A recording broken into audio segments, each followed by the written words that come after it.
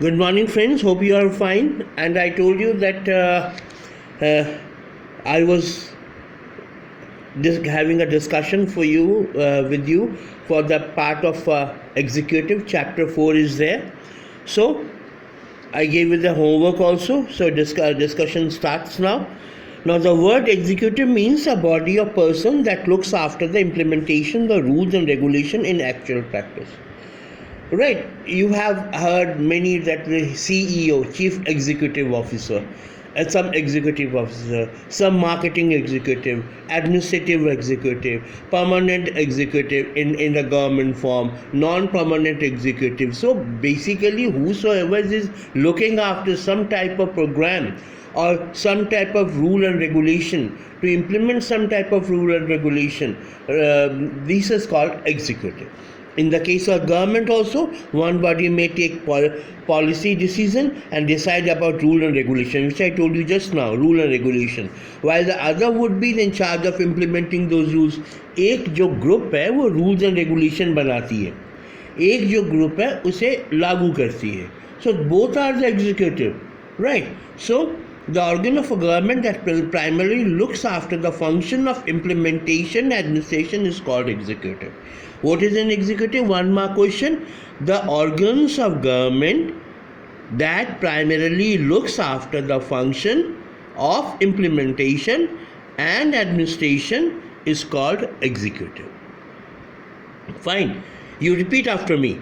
You repeat after me. Say it. The organs of the government that primarily looks after the function of implementation, the functions of implementation and administration is called executive. So this is the particular definition of executive.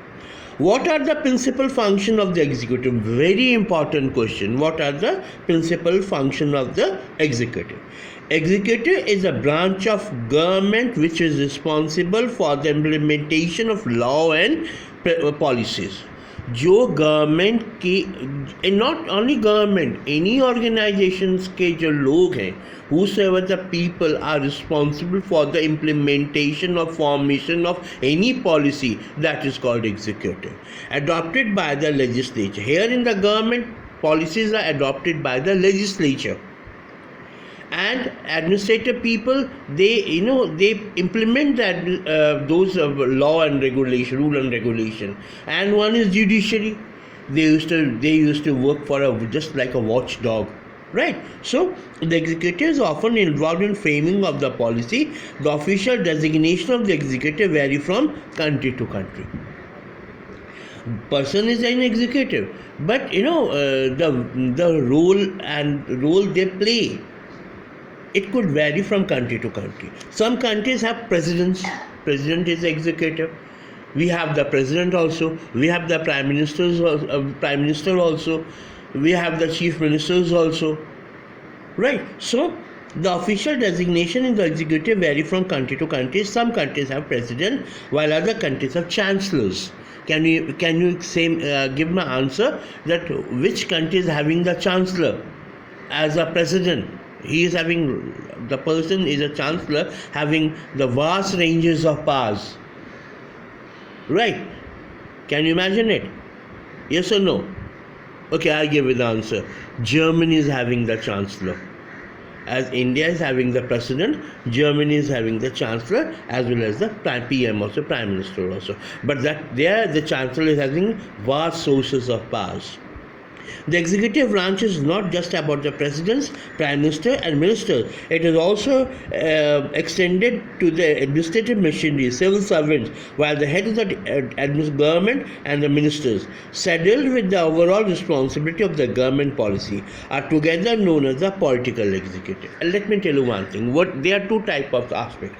Political executive, they are non-permanent executive, and one is a permanent executive. Whosoever the senior officers, senior executive related to the government, some IAS, some IPS, and public servants, senior public servants, they are permanent executive. Non-permanent executive, all political masters, political bosses, they are non-permanent executive. But here, permanent executives are less powerful than the non-permanent executive, because non-permanent executive after every 5 years they change, the head changes. Could be dependent on the policy and the decision and the election result and election manifesto. Today is some earlier one prime minister was there. Now Mr. Modi is the prime minister.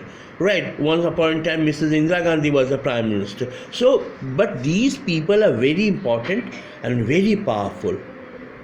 These non-permanent executives in democracy are very powerful because they are coming through the people directly, by the people, for the people, and of the people. And the peoples are very important. Universal adult franchise, right? So those responsible for day-to-day administration are called permanent executive. Deputy commissioner, commissioner, police officers, they are the permanent executive. What are the different types of executive? I told you just now, right? To answer this question, we will briefly outline nature of the executives. In some countries, the USA has presidential form of government. Canada has parliamentary democracy. This we have got the parliamentary democracy form of government, and there some countries they have got the monarchical form of government also. But their monarchy is just a ceremonial part.